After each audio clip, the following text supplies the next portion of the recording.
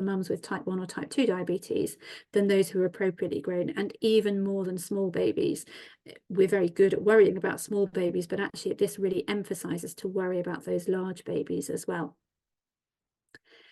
These are quite old data, but they also demonstrate that the risk of stillbirth is directly associated with pre-pregnancy and during the pregnancy HbA1c. So the purpley graph or pinky graph on the left demonstrates that your pre-pregnancy HbA1c is associated with late miscarriage, stillbirth, late stillbirth, and even neonatal death as it increases. And because of this, the UK guidance is to avoid pregnancy if your HbA1c is above 86 or 10% in odd numbers. The figure on the right is looking at comparing babies that are stillborn with those that aren't stillborn from pregnancies with type 1 or type 2 diabetes, and what the mum's HbA1c was at that time. And the stillborn babies were the ones in red. So what you can see is that at all gestations, the pregnancies that ended in stillbirth were associated with higher maternal HbA1c, so poorer blood glucose control. And this is part of the reason why in the UK, the Saving Babies' Lives Care Bundle, which is a sort of national programme to try to reduce stillbirth and perinatal death, has focused on diabetes in pregnancy in its most recent form. And they've recommended that all patients with type 1 or type 2 diabetes have an HbA1c performed at 28 weeks, and then their care is stratified according to that. So for those women with green with a low HbA1c at 28 weeks, they say that's fine, keep going. But for those who don't have adequate blood glucose control, really increasing the intensity of care for those patients is really important, because those are the women who are at particularly increased risk of stillbirth. What about new updates? Well, increasingly we're having access to continuous glucose monitoring. It's recommended now for all patients with type 1 diabetes in the UK, and they're being trialled in patients with type 2 diabetes. And what this has really found is quite markedly improved outcomes for patients who had blood glucose monitoring with continuous glucose monitoring than without. They were more likely to get their HbA1c in target. There were fewer birth defects and baby deaths. So potentially those people who have access and have good control may have lower stillbirth risks. And even getting more techie, we're now having patients who are receiving closed loop insulin therapy, so continuous glucose monitoring linking through to determine the rate of insulin infusion with a pump. And what this study showed, this was a pilot study, it didn't have enough outcomes to look at stillbirth rates, but it certainly did show that with a closed loop pump, there was a greater proportion of time within the target range that we wanted. So what should we do? Well, it's this balance that I tried to sort of refer to earlier. Do we deliver these babies earlier, closer to 37 weeks? Possibly those ones with type 2 diabetes, they seem to be having worse outcomes. Those pregnancies where there are worse markers of blood glucose control, whether that's with glucose monitoring with a finger prick, whether that's with continuous glucose monitoring, or whether that's with HbA1c. Large babies, small babies, possibly even male babies, although I haven't actually adopted that myself.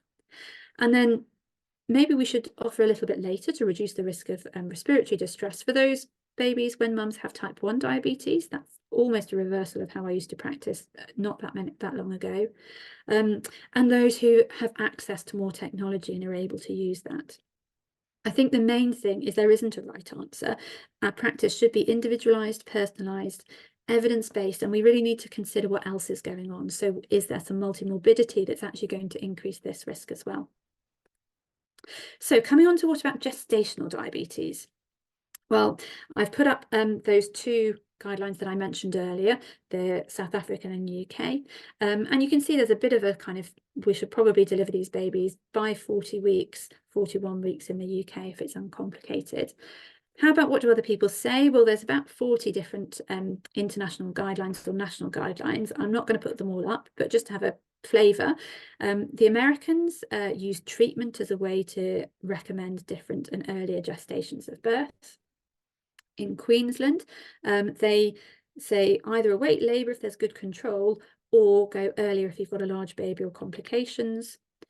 In Canada, they don't even separate type 1, type 2 and gestational, and they sort of give you this window between 38 and 40 weeks. And then this FIGO guideline, again, is looking at weight. So kind of thinking back to that increased weight one, those large babies, they're recommending an earlier birth. And then there are people who don't feel that there's any evidence to offer induction of labour early for patients with gestational diabetes. And patients listen to this. They might not be coming through the traditional PubMed routes of us searching for literature, but they are what patients see. So we have to be aware that that's the messaging that they receive. To try to answer this, one of the questions that we want to know is, what is the impact of gestational diabetes? And this systematic review and meta-analysis interestingly didn't show any increased risk of stillbirth in patients with gestational diabetes compared to background. There weren't enough data on those taking insulin. I'm now going back to that American paper that I showed you earlier, because they also put in the data for patients with gestational diabetes. And what they showed really for the first time was clear evidence that there's a higher risk of stillbirth for large as well as small babies when mums have gestational diabetes compared to those with appropriately grown babies. And that's really changed my practice. Prior to this, I literally had the mantra that there's no difference with gestational diabetes.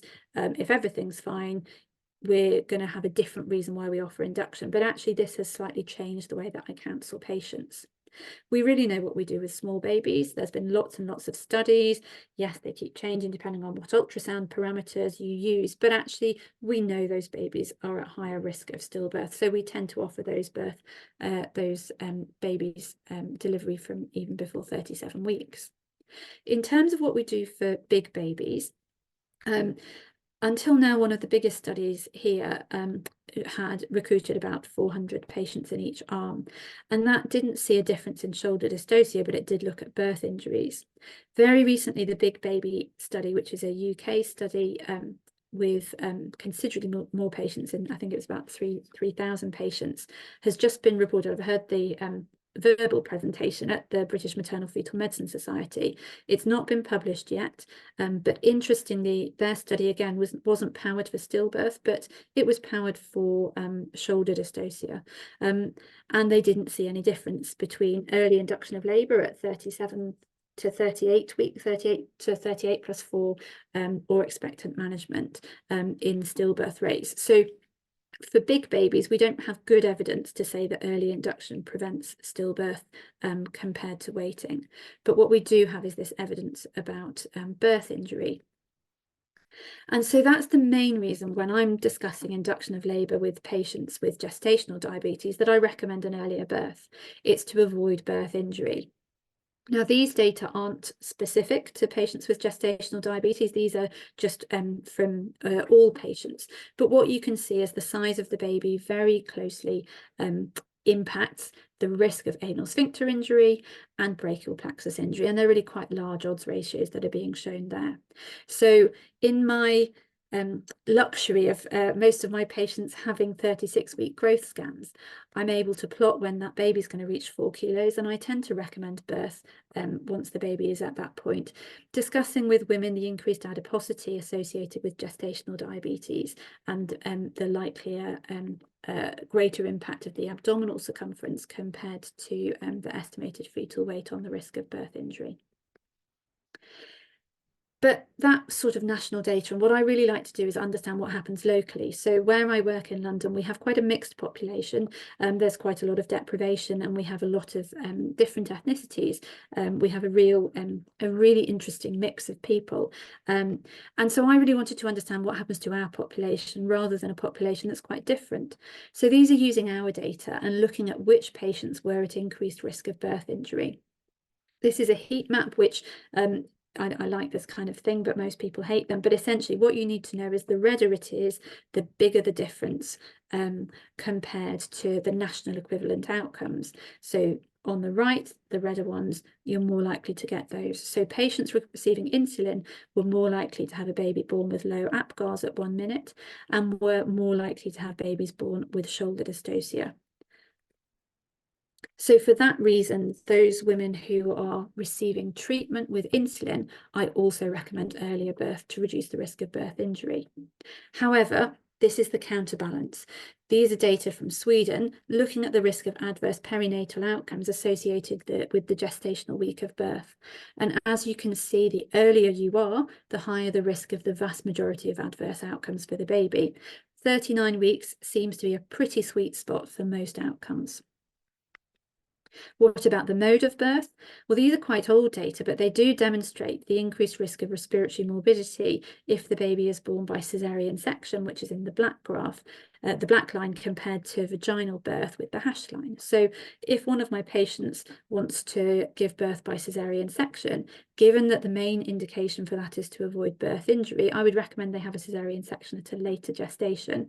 But if somebody wants to reduce the risk of birth injury, but they're happy to give birth vaginally, then I would be much more comfortable with an earlier birth. It's important to remember that diabetes is an additional risk factor for neonatal respiratory morbidity above and beyond the gestation of birth. And that's what the table on the right shows. And this kind of demonstrates why there's a number of different reasons within the fetus that these babies, when mums have diabetes, are particularly at risk of respiratory distress. Can we mitigate that with antenatal corticosteroids? Well, previously, Cochrane recommended antenatal corticosteroids for patients when they were having caesarean sections before 39 gestational weeks. However, that was based on 4 studies. 3 of those have subsequently been retracted, and the only study that remains had only 10 patients with diabetes, none of whom had respiratory distress. So we really don't have evidence that it's beneficial. And what we worry about with giving steroids is the risk of neonatal hypoglycemia. My local neonatologists would actually prefer to manage a baby with a small amount of respiratory distress than a baby where they have hypoglycemia. And so based on conversations with them, again, I actually prefer not to give steroids when it's at a kind of controversial stage. And I've started using the European guidelines on perinatal care, which actually recommend, yes, to give corticosteroids if you're anticipating birth before 34 weeks, and no difference if a mum has diabetes. But after that point, I really am, particularly after 35 weeks, I really don't offer steroids because of the risk of hypoglycemia. If we go for an earlier gestation of birth and we offer a woman an induction of labour, are we more likely to lead to having more caesarean sections? That's a question a lot of my patients ask. And so again, I went back to our data because that shows what we do. Really, the important graph here is the one on the right, which just shows the rate of vaginal births by gestational week at birth. And what you can see is if a woman goes into labour spontaneously or she has an induction of labour, the rate of vaginal birth at each gestation is pretty much the same right the way through to 40 weeks. So again, that shouldn't really impact what we are offering. So what I like to say is when it comes to this, it's about shared decision making, offering your patients recommendations, but also a little bit of art, a little bit of looking at what your local unit is, what they can offer, what's best supported, and then making a joint decision. Now, for the last about 5 minutes, I'm going to talk about some complicated cases because delivery considerations aren't always that straightforward. So what happens for women with falling insulin requirements? Now, we know that this is the amount of insulin that women with type 1 diabetes in pregnancy tend to need. We know there tends to be a drop-off after about 34 gestational weeks of about 4%. But if there's more than that of a drop-off, we do worry that the placenta is failing. Here is some data that explain this. So here this group used a 15% fall and separated the outcomes, which was a composite outcome of preeclampsia, small babies, stillbirth, preterm birth and abruption. And where there was more than a 15% fall, as you can see, those babies were at much higher risk of any one of those outcomes. So when there's more than a 10 to 15% fall in blood glucose, in insulin requirements, I very often will be concerned about development of preeclampsia and offer earlier delivery. How about diabetic nephropathy? Well, patients who have chronic kidney disease are the sort of group that I base this on. So for this group, these national guidance from the UK recommend the timing of birth should really be for obstetric indications. And then we just need to think about those other things. So how is the hypoalbuminemia? That's particularly important for patients with diabetes, because diabetic nephropathy in pregnancy is really associated with proteinuria. So keeping an eye on how much edema they have. Do they have clinical and physical signs of pulmonary edema? Because that would be an indicator for an earlier birth. Gastroparesis is a problem that women with diabetes have that is particularly exacerbated by pregnancy because of the delayed gastric emptying. It can make it very difficult to dose insulin because the timing of stomach emptying is really hard to predict. And in terms of the associated risks with that, there are more associated risks of hyperglycemia and DKA. Now, DKA has recently been a focus of a national UK study where we tried to understand what happens where there is DKA in pregnancy. The main message: stabilise the mother, treat the cause, and then deliver if indicated.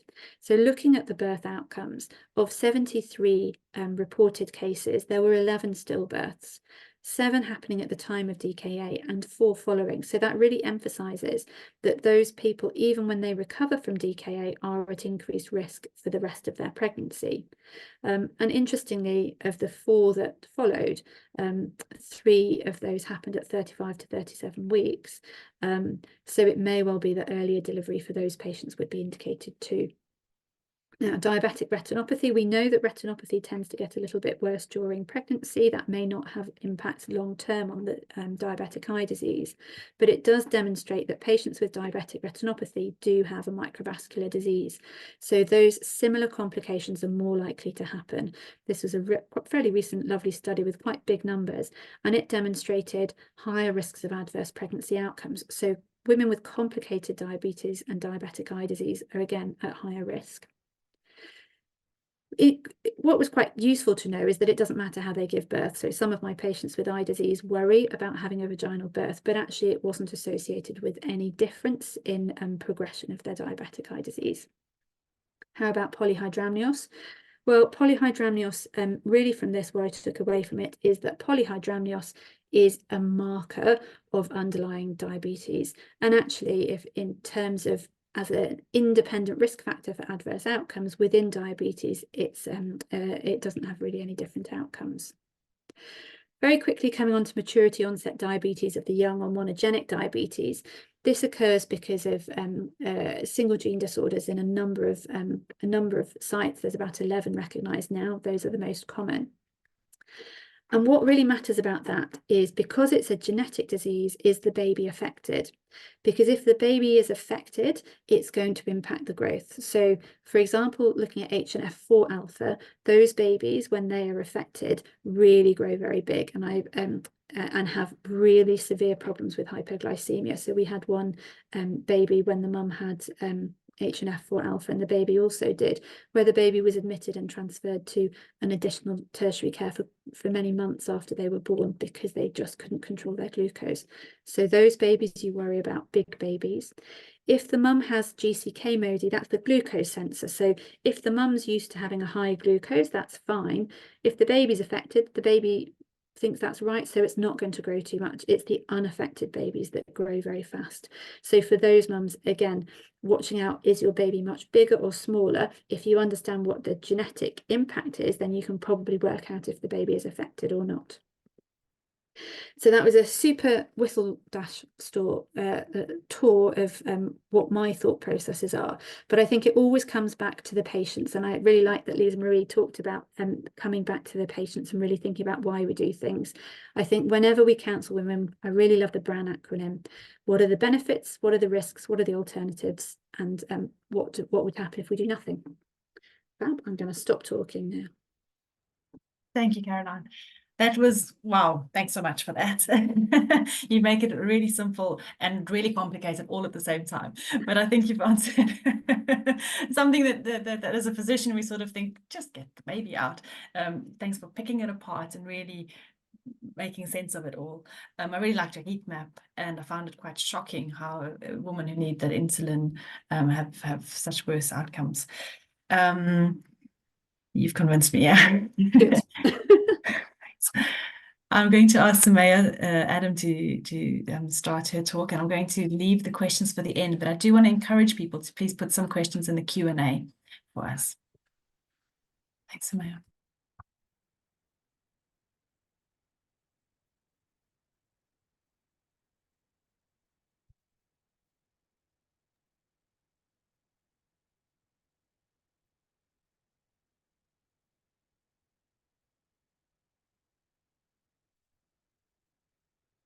James, it says You my are screen mute. sharing.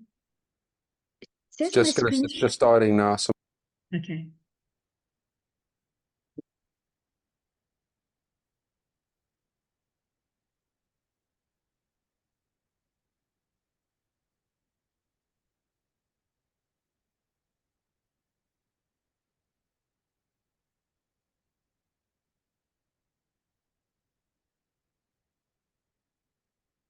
can you see it on your screen, Samaya? No, for some reason I can see this in my screen. Is it coming up now? Okay. We go. I think Yeah, that it's looks good. okay. Thank you. Good evening, everyone, and thank you, Lisa Marie, for the invitation. Like you say, to talk about the deep dark unknowns. So where Caroline has given you a lot of facts and figures and data, unfortunately, I don't have a lot to share, and a lot of this is based on consensus opinion, but also urging us to start thinking about what happens after pregnancy with the women we treat. So we are getting better on on diagnosing diabetes in pregnancy. We are definitely better on managing it. And Caroline spoke a lot about, and we have data on what happens around peri-delivery and guidance on what to do. But we know pregnancy is a stress test for life, and women who experience complications during pregnancy are at higher risk. I'm sorry, I'm just going to hide this. At higher risk of future cardiometabolic diseases. And we know pregnancy, basically, if we look at the life course, we have high plasticity at early parts of our life. And even in pregnancy, where it tends to be young women, women are able to adapt and overcome. And thus, we don't see manifestations of cardiometabolic disease. But as we age, women are more likely to actually manifest these diseases. Pregnancy with pregnancy-specific diseases such as hypertension and the hypertensive diseases of pregnancy and diabetes in pregnancy are windows into what may happen in later life as plasticity decreases.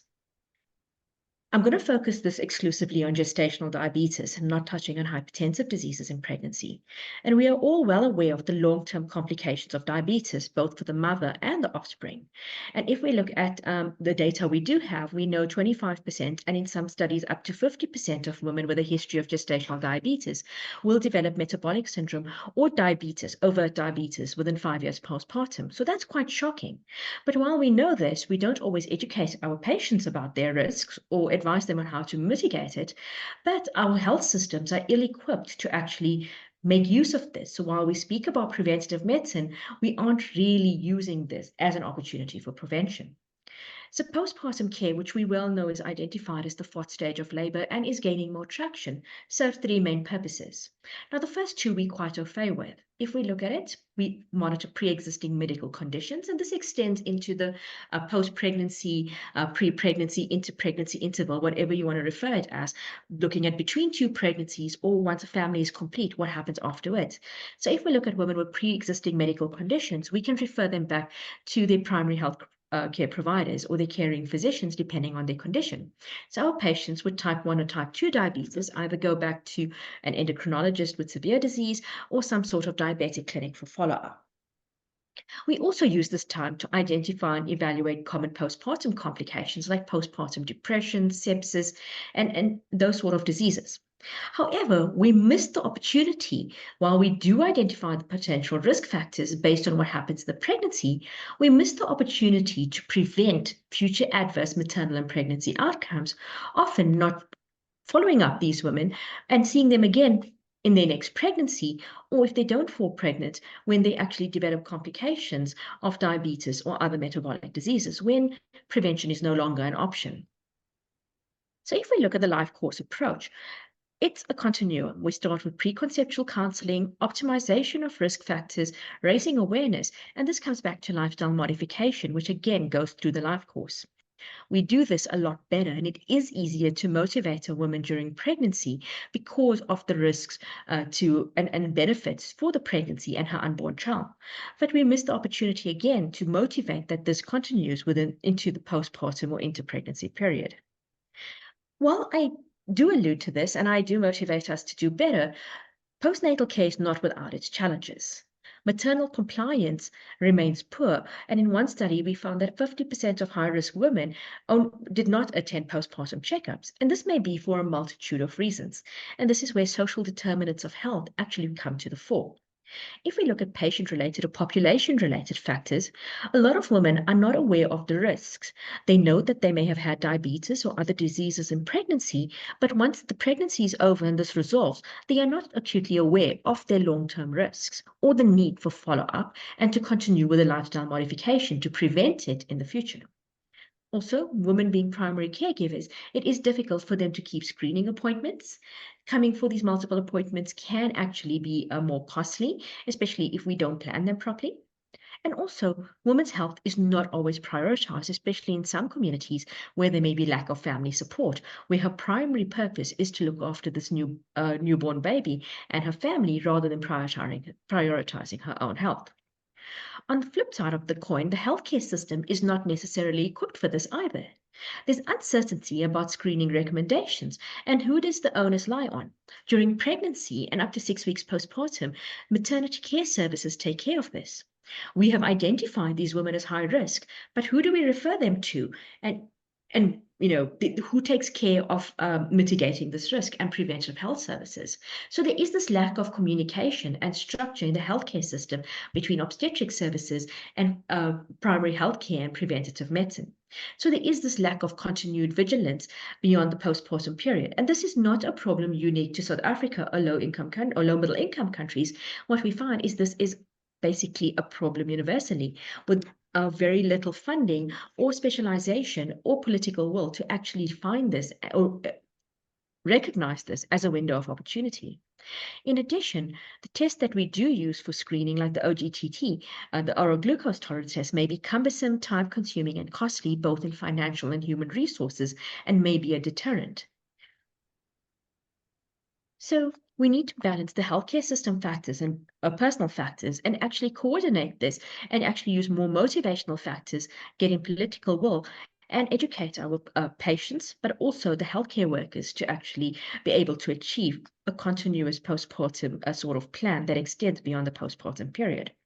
Now, this may look quite busy. If we start off with antenatal care in the first visit, it starts off with obstetricians or with with the midwives or whoever it may be. And if they're high risk, it then is referred to maternity services and with postnatal evaluation. And then we go on and it needs to be referred back to either the primary healthcare system. But if we look in a much more simplified way, it actually can be quite simplified from maternity services to primary healthcare. But again, this needs political will, it needs financing, and needs a coordinated approach. So let's move on to who do we screen. If we look at the general population, we know that persons of advancing age, high BMI, poor waist to hip ratios, hypertension, family history of diabetes, and high elevated glucose levels are at higher risk of developing diabetes. While there are algorithms to actually calculate and stratify patients' risks, none of these actually look at pregnancy-related factors. So if we go back to pregnancy-related factors, we know that women with gestational diabetes are at risk. But if we look especially with the lowering thresholds, in most studies, it's accepted that about 13% of the pregnant population would develop gestational diabetes. Now, if all of these women had to be absorbed into the primary healthcare system and be followed up, that would pose an onerous burden on the healthcare system, as we know. And what may happen is women at highest risk may be missed out. So if we look further, we know that women who have been diagnosed with gestational diabetes earlier in pregnancy, especially in the early second trimester, those who need insulin for treatment of gestational diabetes, higher doses of insulin or earlier starting of insulin, those with excessive gestational weight gain, and especially those who have an inability to return to their pre-pregnancy weight postpartum, those who have GDM in recurrent pregnancies and have a short duration of breastfeeding are those most at risk. So whilst we don't have a stratifying sort of system or an algorithm to actually stratify our patient risk and identify those most at risk, these are the patients that we think should be prioritized for follow-up. So how do we screen them postpartum? We are all well aware that at 6 to 12 weeks, we advise that women have a repeat of the two-hour oral glucose tolerance test to determine if they are over diabetics or not, using the criteria applicable to non-pregnant women. In addition, we advise that women have a fasting lipid profile and measurement of blood pressure, their BMI and abdominal circumference, as this all contributes to stratifying their cardiometabolic risks. However, this can be expensive and cumbersome, especially in resource-limited settings. So what we do know is that using either fasting glucose or glycated HbA1c are alternatives. But if we combine these factors, this will actually identify more than 50% of women who are at risk of having impaired glucose tolerance, or those who are over diabetic. So how do we link this to obstetric care and long-term care? What we have proposed from the FIGO group is what we're calling the pregnancy passport. Now, this is meant to be a patient health record, very similar to what they do in maternity care, and linked to the Road to Health card or chart of the baby. It's a double-sided printed on an A4 page and then folded in half.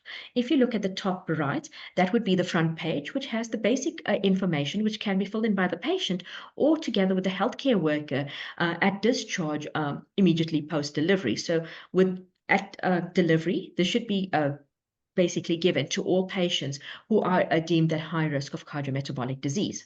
In addition, this does have baby's information. What we also have here is actually the risk indicators to help decide which patients actually do qualify as high risk and need further care. And these are risk factors that you're all aware of. So diabetes in pregnancy, hypertension in pregnancy, abruptio, preterm birth, fetal growth restriction, and those who've had intrauterine deaths or stillbirths. We also give very basic information that the patients can actually follow so that they can understand their own risks, because part of this is actually empowering patients to understand their risks and actually taking responsibility for their own healthcare. What we have done is we have looked very pragmatically, and again, this is expert consensus, on what would be the test that we should do and the frequency that we should do it. So we are recommending that within the first year, that the initial tests of blood pressure, weight, BMI, and waist circumference be done at discharge. And then we see patients at 6 weeks, 3 months, 6 months, and 12 months. Those that are actually shaded in green are recommended for patients who either have gestational diabetes or had some sort of renal impairment during pregnancy. Furthermore, if a patient lives in a resource-limited setting, we are advising that they at least have the 6-week to 12-week visit and have annual screening. This does help track patients to see what trends are and identify their cardiometabolic risk.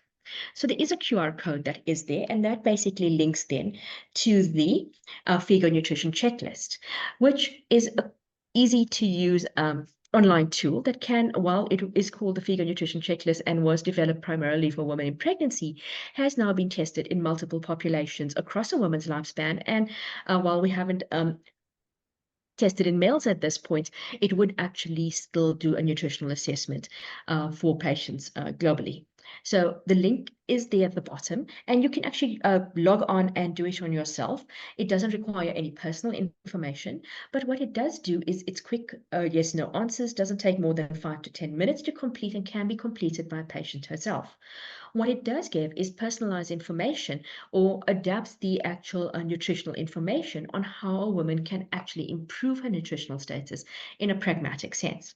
At this point in time, we haven't adapted the information that's given to a South African population, but is that something we will consider to do in time? What we do know is the FIGO nutrition checklist has been tested as part of the Healthy study in Soweto, and most women, 97.4%, answered no to at least one diet-related question, and this included suboptimal dairy consumption and whole grain carbohydrate consumption. So I think this is quite worrying, and elucidates that even though our patients are tending towards obesity, they aren't healthy and they still have nutritional deficiencies. So this does need more work, but it is an easy to use tool to at least gain traction and bring attention to nutrition in our women. Counseling is a big part of postnatal care, and this comes back to person-centered healthcare and motivational counseling. A woman needs to be aware of her own cardiovascular risks, as this will prompt her to take the preventative measures. So it underscores the importance of target educational interventions, and especially increasing awareness of cardiovascular risk and cardiovascular disease. In addition to this, what we do know is in addition to the women being at risk, we know their offspring are at risk. But there's also data to suggest that the whole family unit is at risk with up to a 30% increased risk of the partner developing cardiovascular disease if the woman had either diabetes or hypertension in her pregnancy.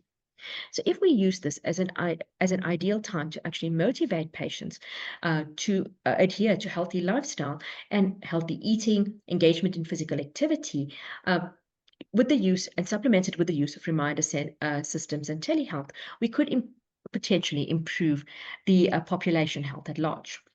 So unfortunately, despite much work in this field, looking at things like inositol, micronutrients, various vitamins, metformin, none of these interventions do prevent the development of type 2 diabetes in this population, nor does it prevent gestational diabetes in future pregnancies. But what we do know, simple interventions like breastfeeding, which has been well studied, does decrease a woman's cardiovascular risk. And that's basically looking at 6 months to 2 years at least of breastfeeding.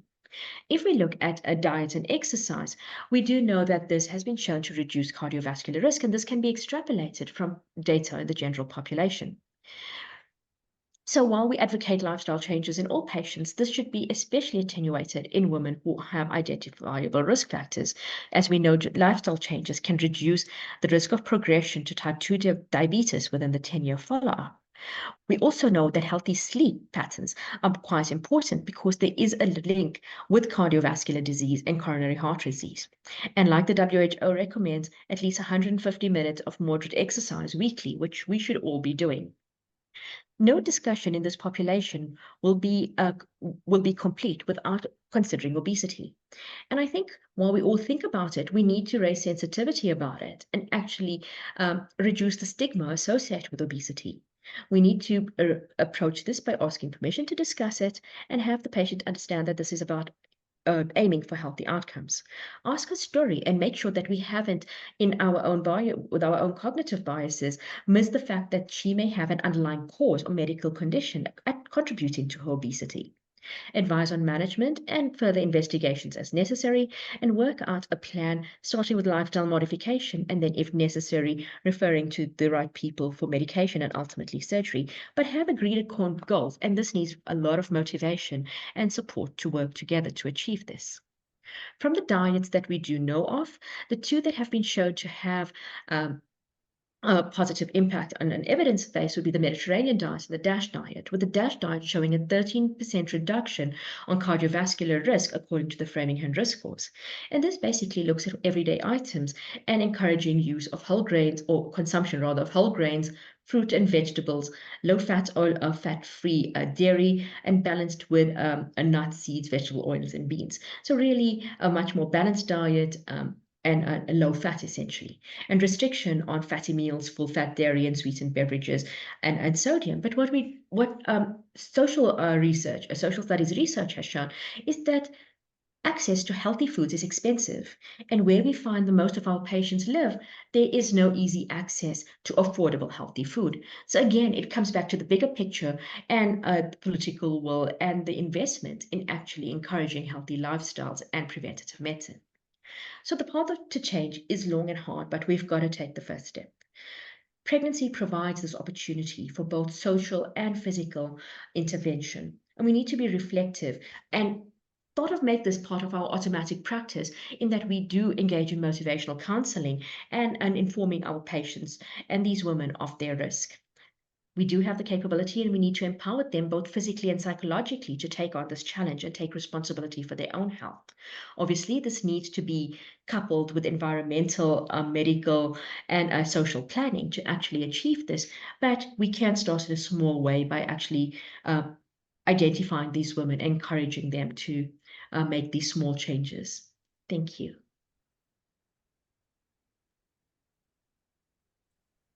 Thank you, Samaya. Thank you very much for that. I'm sorry, I was reading through all the questions. It's nice to see that there were some questions coming in the chat. I'm going to ask Caroline whether she could also put her camera back on, and we're going to try within 10 minutes get to some of the questions. We received a question offline that I'm going to read. And then we're going to move through, there's about 11 questions. If both of you want to start reading through the questions, we'll try and get through as much as we can. I thought this was very well stated. It said, in a state care healthcare in South Africa, where we have poor prenatal diabetes optimization and entry into pregnancy with a high HbA1c, we have limitations on dietary changes due to affordability. Diets are often high in carbohydrates. We have limited glucose monitoring, currently almost only exclusively to women needing insulin therapy. We have limited fetal monitoring, both ultrasound and CTGs.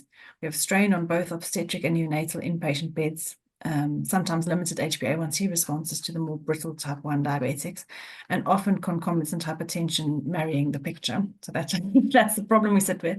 Can you advise any empiric or pragmatic cutoffs? And I think Caroline had a really nice slide for us. Empirical pragmatic cutoffs, markers that can help guide timing of delivery. For example, is there an HbA1c threshold that would prompt you to deliver at 36 or 37 weeks? It's so tricky to decide how far to push pregnancies for the sake of neonatal maturity without undue risk of stillbirth and maternal preeclampsia. So yeah, I totally agree. I'm just going to share that that Saving Babies' Lives Care Bundle HbA1c cutoff. And this isn't evidence-based about when to deliver, but this is just the way, really from sort of consensus and good practice, that that we are sort of advised to stratify risk. So this is the 28-week HbA1c, and you'd expect it to fall because there's faster, more production of red cells. So it's going to be lower than the pre-pregnancy one. But I think if you have an absence of any easy ability to perform ultrasound scans, monitor babies, etc., you can have point of care HbA1c testing available now. So even if you don't have access to a full laboratory, potentially this may help you. I think it's really difficult. There isn't a right or a wrong answer. And yes, you're in that horrible balance of prematurity versus stillbirth, and also the maternal complications. So I think, using your maternal hat first, I think some of the data from hypertension and preeclampsia is really helpful. So Alice Bidmore-Gray recently authored a paper about preeclampsia and when to deliver, a trial based in Zambia and in India. And that really clearly came out that delivery at 34 weeks saves mothers' lives and babies' lives. So that's, I think, within a low resource setting, really helps support the management of women with preeclampsia. And I think we know that these women with poorly controlled diabetes are so much higher risk of preeclampsia. It's not unreasonable to say, well, actually, potentially, 34 weeks may be what we have to offer. But it's not easy. I'm interested to hear what you guys think as well. Does it change for you if a woman has diabetes and preeclampsia, essentially? No, it doesn't really. But I would say that it takes less for me to diagnose preeclampsia in a woman with diabetes. The challenge is that they very often will have proteinuria already. So I can't use proteinuria for the diagnosis, but actually things like the falling insulin requirement, that really has stimulates me to recommend delivery. Yeah, and I like the way you focus. So 15%? Yeah, 15% is it's normal is about 4%. We haven't got absolute values. There's some very recent data that I haven't put in that potentially it's not quite 15%, maybe 10%. But so that's only true for women with pre-gestational diabetes. With women with gestational diabetes, you don't expect a fall in their insulin requirement. Great, thank you. I'm going to start going through the questions. Let me just see whether I'm at the top one. What's the value of a third trimester scan to check for fetal complications like polyhydramnios, macrosomia, kidney swelling, and determining the timing of delivery? So I guess... to be honest with you, that's how I manage. I use my lovely 36-week scan that the vast majority of my patients have. And if I could only have one scan, I would find the third trimester scan the most useful to help decisions about delivery. Yeah. Sumaya, can I ask, in a South African perspective, how much access do we have to 36-week scans, third trimester scans rather? So in an ideal world, and from what I know, I mean, in our center, the diabetics all follow up at a high-risk clinic. So within the Pretoria Academic sort of, so we actually have access. I've now part of a guideline writing group with WHO, and we've discussed this from a very pragmatic sort of thing, and we will put out within the next 18-month guidelines. But what we are saying is the usual first and second trimester scan, but one scan in the third trimester to look for those things, and those would actually help with that. There was another question also about a scan, I think, from what I saw just with hypertension. And I just want to say with hypertension, like Caroline, if it's preeclamptic, I would deliver then at 34 weeks because we deliver our preeclamptics at 34 weeks. But otherwise, if it's gestational, it's 38 weeks, unless there's other comorbidities or other affectation of the fetus. But it wouldn't change it otherwise if the glucose is well controlled. But we do a baseline, to have a baseline proteinuria for the same difficulties, because if they become hypertensive, it becomes difficult to differentiate if you don't have a baseline. Thank you. Sticking to South Africa, sorry, to answer your question, it's very different across different resources. Yeah. Academic centers, we've got it, but the more rural areas And also it's not equal centers. between academic centers. Yeah, makes sense. I'm going to stick to 34 weeks, and I'm seeing a question in those with pregestational diabetes type 1 and 2. Which babies would you specifically advise against antenatal steroids prior to 34 weeks, and why? I guess they're worried about the hypoglycemia of the steroids. I would say none. Okay. But we had a patient with mitochondrial diabetes very recently who I had to give steroids to, and the diabetologists went mad at me because they were like, this is horrendous, this is awful. But the reality is that they're life-saving. So for me, none. Right. Thank you. That's very Can clear. I answer that, Lisa Marie? Because we sometimes see patients for the first time at that point, I would say those who are poorly controlled, because sometimes you're seeing them for the first time, then I would rather not, because in my experience, and we've done an audit of 10 years of our DKAs, the iatrogenic DKAs are much more difficult than, to treat than sort of the spontaneous ones. And we do see the iatrogenic ones and we struggle. So if there's a good indication before 34 weeks, diabetes is not a contraindication unless it's a very poorly controlled diabetes and diabetic, and you've got to balance the risk of the DKA then. You do make a point. Some women present in DKA. And yeah, unfortunately, we're still seeing some of them that the first presentation is at that, that's the first diagnosis of diabetes. We've got 3 minutes. Let's see how far we get. This question: how do you define fetal affectation in the UK? How do you define fetal macrosomia? What's the role of myocardial performance index in predicting adverse outcomes? It's a lot of questions all jammed into one. Right. So myocardial performance index, we don't have access to routinely in clinical care. It's something that within research we Sean, who I work with PhD students, doing lots of work on fetal echoes and fetal ECG and trying to look for other predictors of stillbirth, but it's a research tool rather than a clinical tool. Macrosomia, I would use scan-based macrosomia with an estimated fetal weight above the 95th centile according to Hadlock. But there's also that, there's that thing that you've got the tiny woman in front of you with the gigantic stomach, and you've got the very tall woman. So I still like that little bit of artistry and palpating their abdomen as well. I think, scans are actually increasingly good and accurate. But also if somebody's had a 4.5 kilo baby before and they're fine, it's different to somebody who's had 2 kilo babies before and suddenly they've got a larger baby. Thank you. Is there a pragmatic? I think that the other thing I do look at, not for management, is just to look at the AC/HC ratio and see if that just sort of alerts it. I don't use it necessarily to make a decision, but just to sort of keep trends. And I think it goes to the next question. I use a 4 kg cutoff, but it's a patient by patient decision. If a patient's delivered a 3.8 or 4.2 kg baby before, I'd give a trial of labor with a low threshold where, but otherwise, I mean, if someone's had small babies previously, then 4 kgs. Okay, thank you. There's a lot of really nice questions that I don't think we're going to have time for.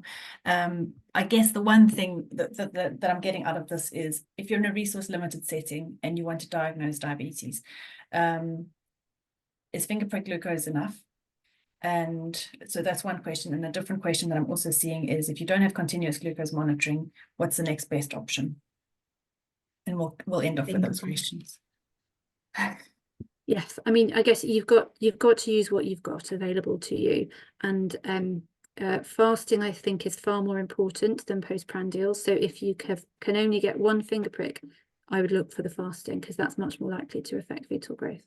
Mm-hmm. Mm-hmm. And monitoring, not continuous, but you've got one packet of glucose sticks. How often would you recommend a woman to test her glucose so that you can get some sort of idea of control?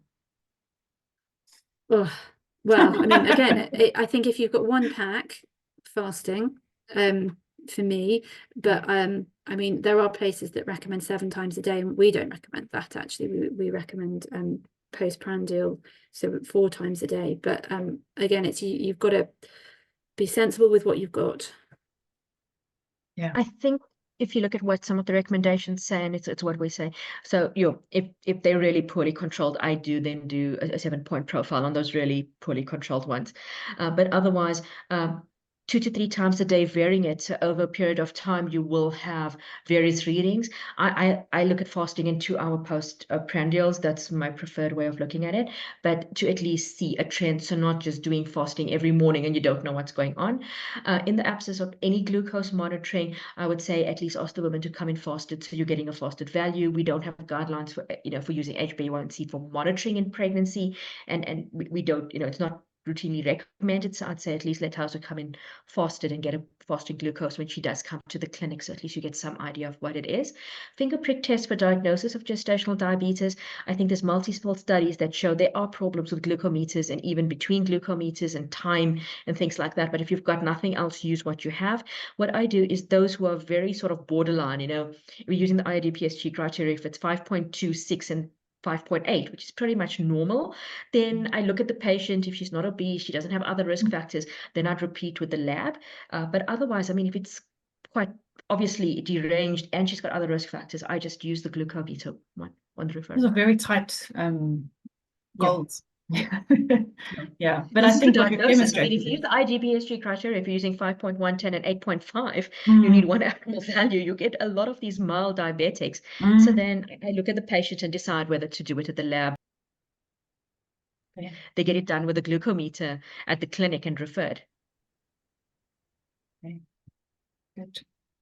On that note, thank you very much for sharing all your experience with us and really picking it apart. I'm going to show 3 last slides. I want to remind everyone of the SASOG meeting. SOOMSA will be having a session there at the end of the year. So do join us for our workshop that we're planning on medical conditions in pregnancy. The International Society of Obstetric Medicine has got a conference in Sydney this year. It's really far and probably really expensive, but it would be wonderful to see some people join us there. And then lastly, I want to ask whether everyone who's attended would mind scanning this QR code and giving us some feedback. We'd like to hear from you. There were over 370 people that joined us. It's absolutely wonderful. And we'd like to know who you are and what you do. So if you could scan this, and it should take you less than a minute to fill it in. I would really like to invite you to join the society. And after scanning or after filling in that little survey, you'll see it takes you straight to our registration page. So if you'd like to register with SOOMSA, please do join us. Otherwise, follow us on social media, and those are all our links on the right-hand side there. Thank you, Caroline. Thank you, Samaya. I really appreciate you sharing your time with us, and hope to see you again in the future. Thank you. Thanks, everyone.